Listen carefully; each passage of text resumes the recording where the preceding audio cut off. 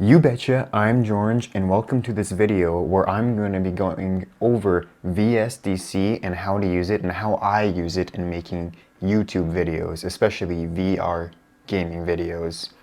Before we get into this video, if this helps you in any way at all, the best way that you can support me is by subscribing, and I'd be forever grateful. If you don't know, VSDC is essentially a very powerful video editor. It's kind of like Adobe Premiere, where it gives you just a ton of options for editing videos, including cutting and splitting, background removing, a bunch of different layers and text and whatever else you really want to put in it, video effects even. So it's really powerful and it really meets all of my needs, which is really cool for a free video editor. I haven't actually used Premiere, so there may be some really cool features in there, but for the most part, this meets all my needs and is free, which, again, free is the best part, especially if you're not making money from YouTube. So I would definitely recommend checking out this tool, and we're going to be starting from the beginning in this tutorial of actually downloading VSDC. So we're on the home page right now.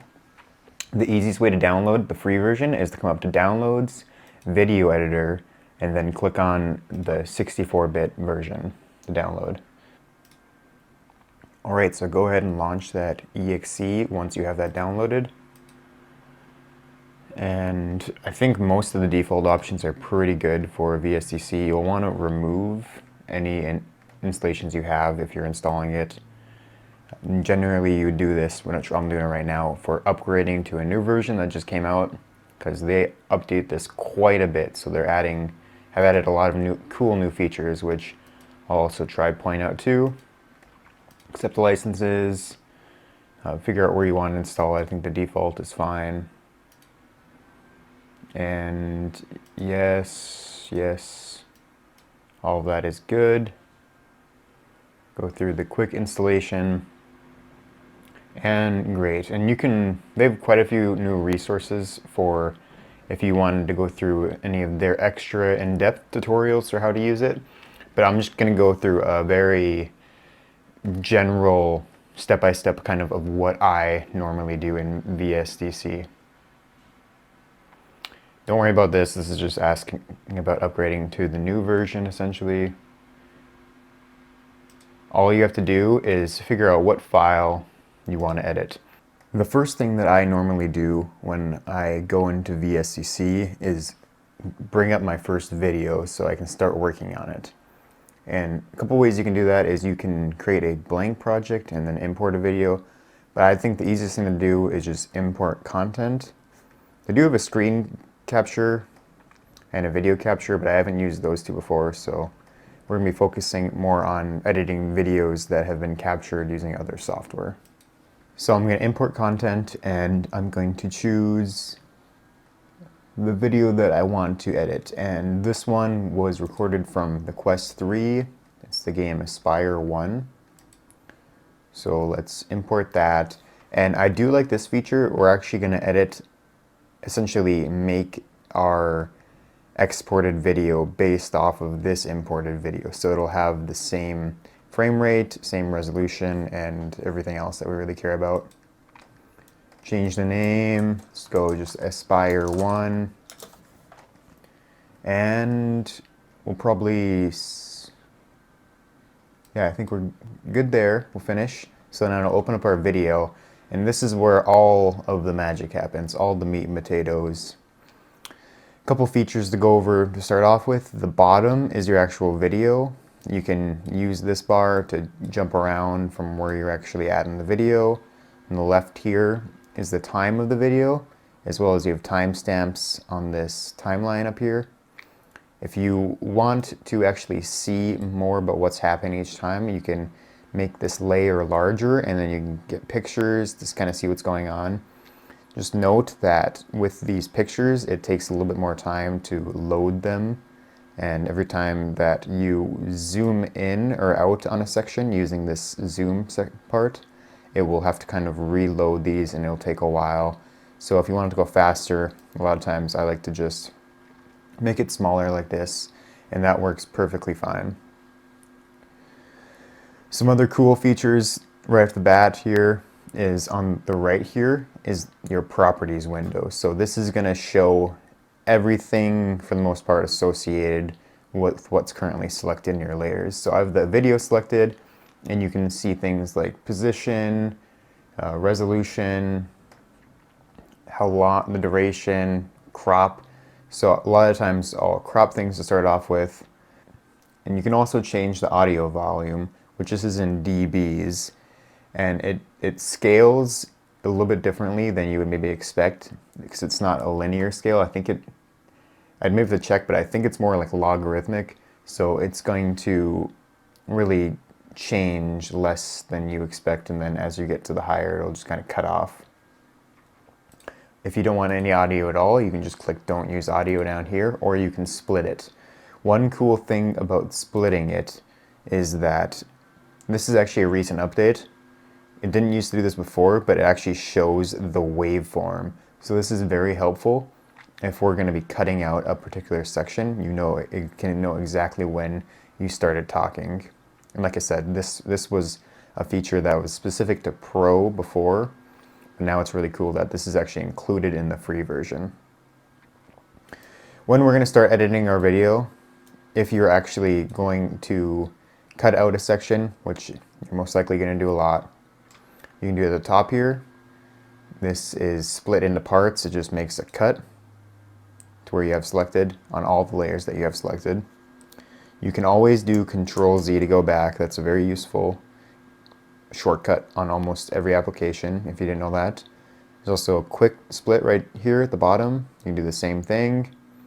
Another thing that I like to do, so for example, if you were to cut here, and for example, you wanted to just remove this whole section because this is all garbage, another great shortcut is Control Shift and then the square angle brackets. If you use the square angle bracket, that is essentially the inside is to the right, that's going to cut off everything to the left. And if you do the vice versa, so Control Z here, and I do the vice versa, it's going to cut off everything to the right.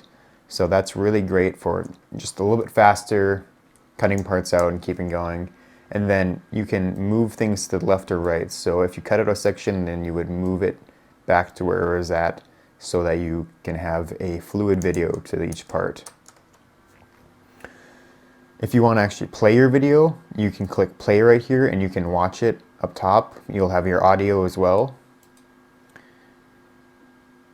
I believe this is actually the quality it shows it at, so if you're having trouble actually playing the video and maybe you don't have as powerful of a system, you could turn this quality down in order to watch it without having too much buffering. Some other important features down here that I use a lot are this essentially moving around, and these two single arrows bring you 1 frame difference.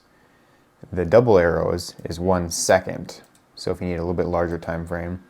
And then this double arrows with a line, it moves you to the end, or to the next essentially breakpoint of your current selected layers. So if I did it right now, it's going to bring us all the way to the end, because that's the next breakpoint. So that's actually really helpful as well. If you hit a breakpoint and you want to go up to that breakpoint, it's very helpful. So let's quickly go over how you're going to add other things to this video. The first thing I want to add is another video, because I'm going to have a video of me playing VR, essentially the real version of me. So we click on this triangle at the bottom to add the video, and then we select the video we want. And then a lot of times when we add anything, we get this object position settings. And there's a lot of different options. I would say I wouldn't worry about it too much, because you can always move it around after, and this doesn't always help out a lot anyways. The main things I would focus on is whether you want it on the same layer, a new layer, and what I would do, especially if you're having a separate video that wants to play side by side, is to add a new layer, because that would be a new layer. And you can do from start the scene if you want. Otherwise, if you do it from here, it'll be wherever you're to current position. I normally like either from cursor position. And you can always change the lengths. For example, if you were adding text in or something else that didn't have a defined length before, you can mess with that. I wouldn't worry about messing with it too much in this configuration window. You can always mess with it after you have it in your scene. So let's add it in from the start.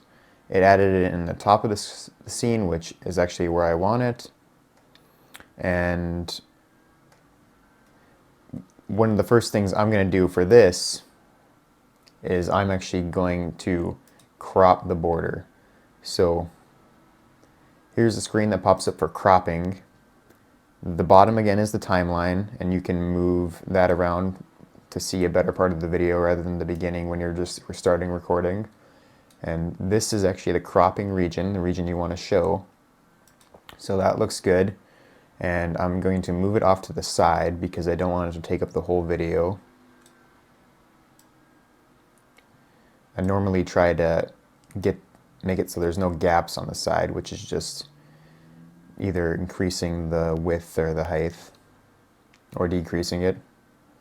And another thing that I've noticed, I think this is something with the iPhone because they just do a lot of corrections. I feel like they overcorrect, especially the newer iPhones, because that's what I use to record.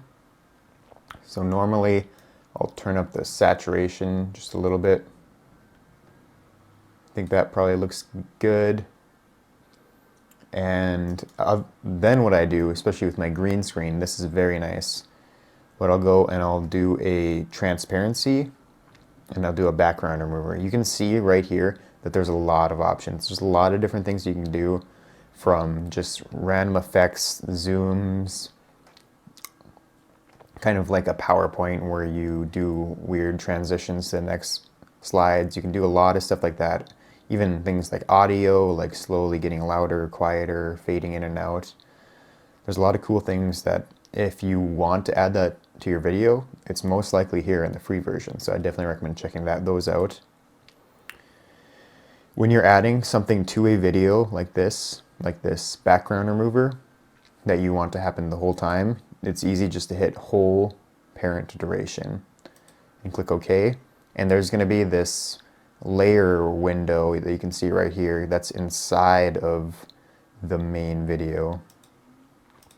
So this is the scene, and then this one is inside that video. I just added this background remover.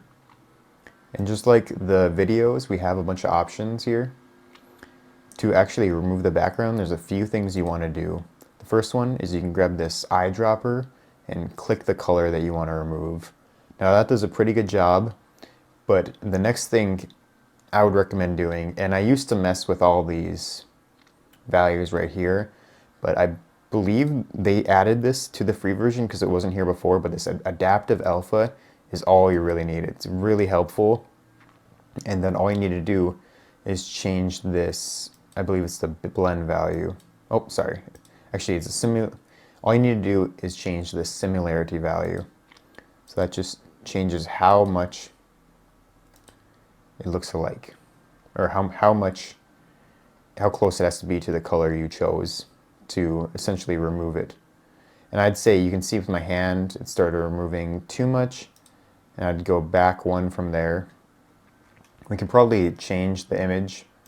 Let's just make it a little bit larger just so you can see the difference. So I think that looks pretty good. You can see a little bit of green around the edge, and it's really hard to get this perfect. The ones that the weather people use, and I think like Linus Tech Media actually uses it, are some of the best ones for removing green. But and maybe Adobe Premiere, this is where you'd get a step ahead if you use their background remover. But for the most part, this does a really good job. You can see that this starts to remove too much if I go up any more than 4.04. But I think this looks pretty good, and with me being a lot smaller in the window, you're really not going to notice it much. So now I have the main parts of the video added that I want in there, which essentially is just my game recording and myself. There's a lot of other things that you can add along the way. For example, maybe you want to add some text to explain something. You can do that pretty easily with this text right here. Like I said, it has these same options. I'm gonna maybe just make the duration a little bit smaller. I feel like that's the easiest way to do it. Maybe let's do about like that. I think that's seconds, so like almost a minute, to double check. And then you just make a box for the area you want to be in.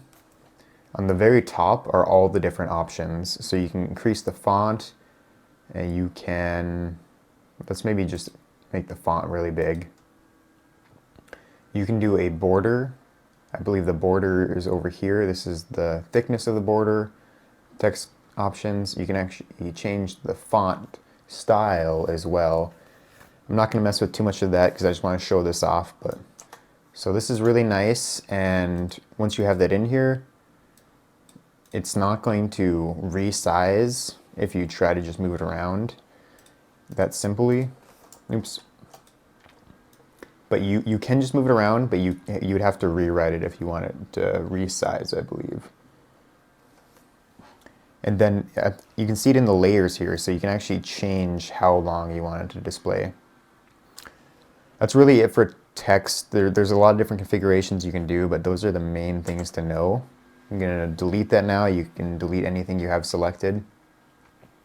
Some other things I use is you can make some random shapes and add them in if you want.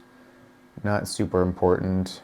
If you want to add an image in, or you want to add sound in, it's very similar to the video. You just select one of these two. Those are the main options that I use off this bar. Instead of right-clicking on the video and adding the different effects, you can also do it from up top here. This can maybe just give you a quicker option of what's available. And at this point, I essentially have everything I need. What I would recommend doing before you get it started is that I would get the audio to where you want it to be. So let's combine the audio again because I don't want the audio separated. So I'm just going to re-add the audio, delete that extra one. And you're going to want to figure out how loud you want each one to be. So normally if I record it from the Quest, it's actually really loud. And I've forever had trouble with my own microphone being quiet, so I usually will crank that decibel up 5 to 10 and then crank the gameplay down about 10 decibels. And that normally is a pretty good average, but I would just listen to it.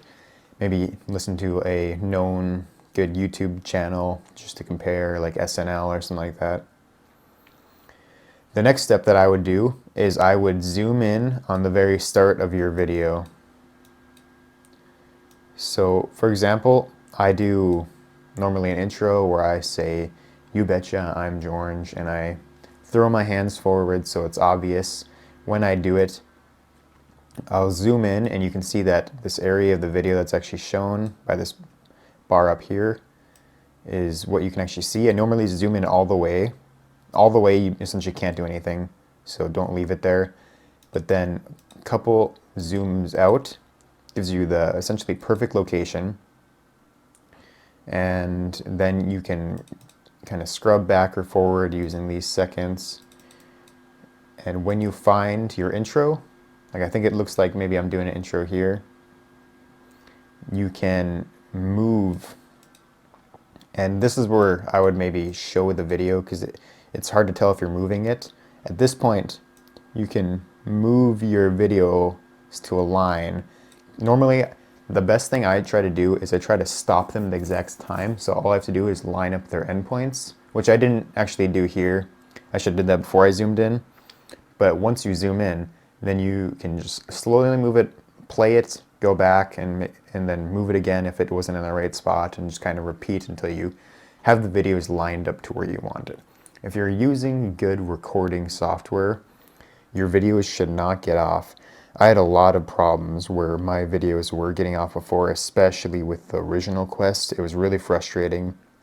And even I used AMD's Radeon Relive, and every once in a while, I think it was pretty dependent on like what game it was, is it would get off sometimes, and that was really frustrating, especially when the audio versus the gameplay got way off.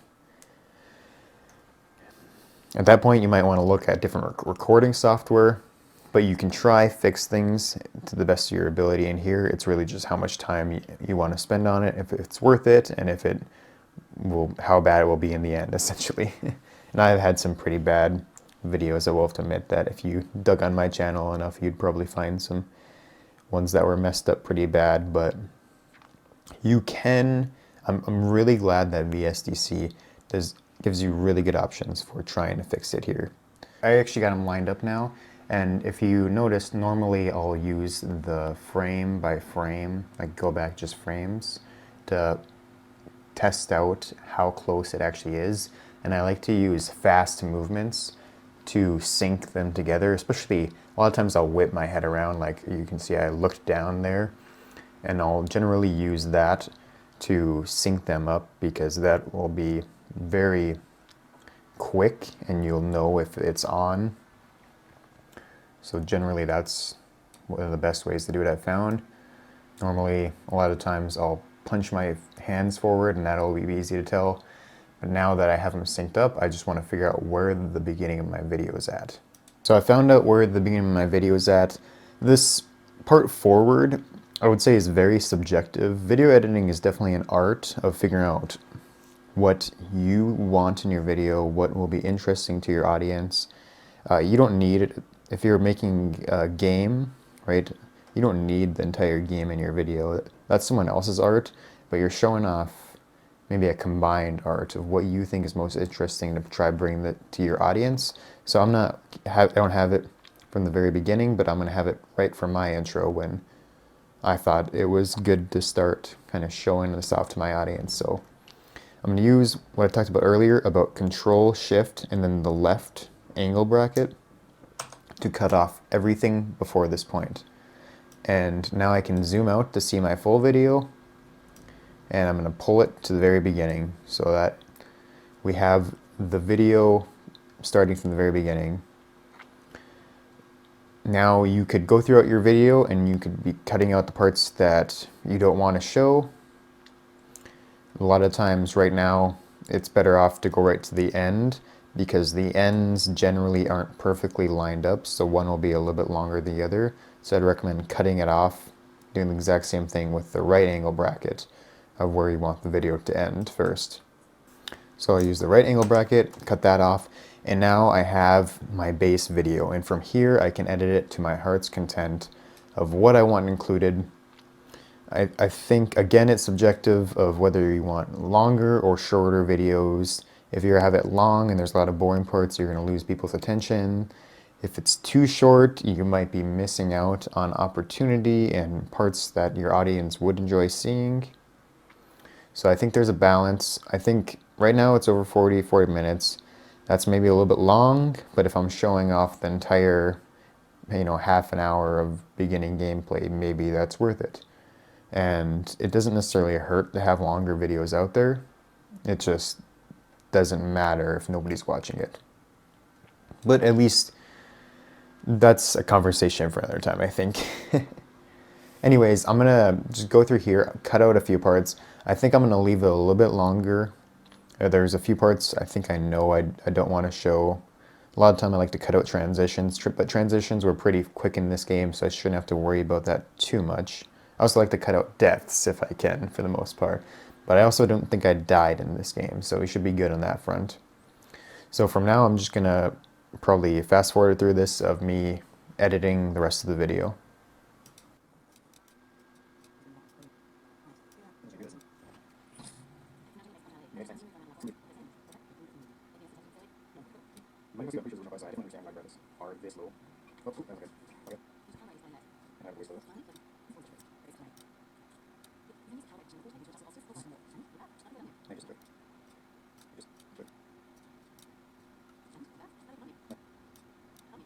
Here's an example of a spot that I want to cut out so you guys will be messing with the menu a lot.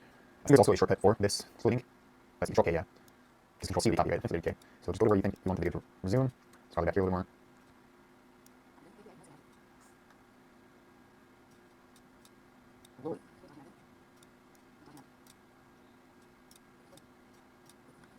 This is very good. Let me just jump ahead here. I'll mess with it more. Okay, it's Control Shift left bracket, move over. And a lot of times, it makes me not do so. Like I said, this moves you. It moves me back to that spot, and then if you do a second more back, you can watch it transition between two screens. So if it's awful, if you cut off the talking, you can kind of tell there. Freeze! This game, you lost. I don't know. Just also, you can sometimes like I'll start yelling your game. You might want to make him drop again. I got shot again, huh? Let's go back to where I yelled the first time, huh? Yeah. Here we go. It's gonna be yelling 11 before I think. So I'm gonna turn down this level. Freeze! Click on down. Yeah, so I'll probably just turn down a couple decibels, just because I can get really loud there sometimes. Now, I'm dual wielding these MP7s, and I will. Yeah, I was trying to work it in a moment.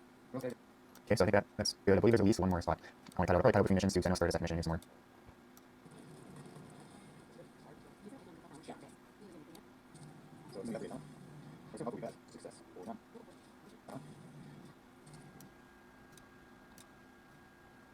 If you want to select more than one layer at a time, you can just make a box to select as much as you want. That's really nice for moving multiple layers together. You want to move them up, or essentially really anything. You can mess it up properly.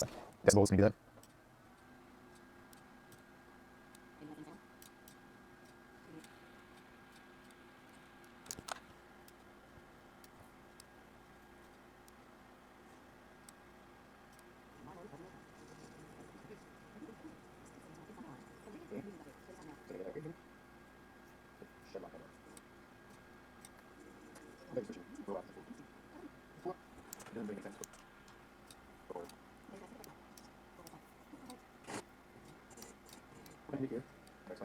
Look at that.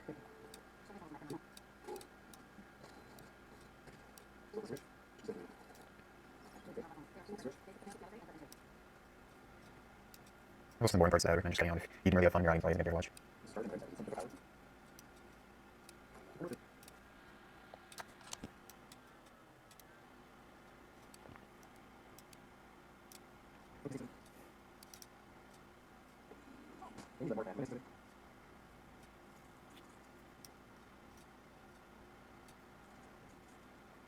Okay, let's say open console. Freeze.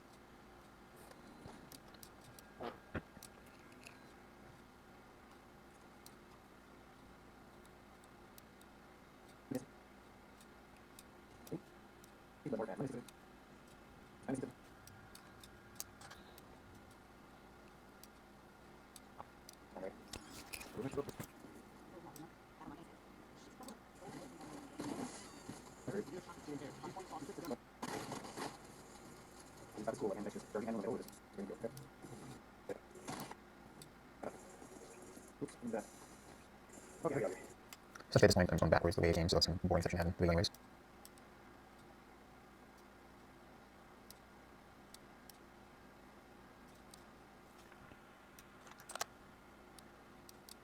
Okay, okay. Nice work.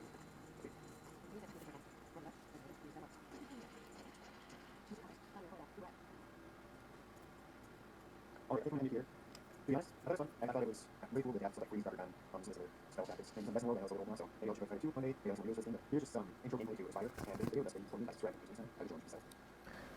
The last thing I like to do with my videos is I have an outro that I add. Vikings outro.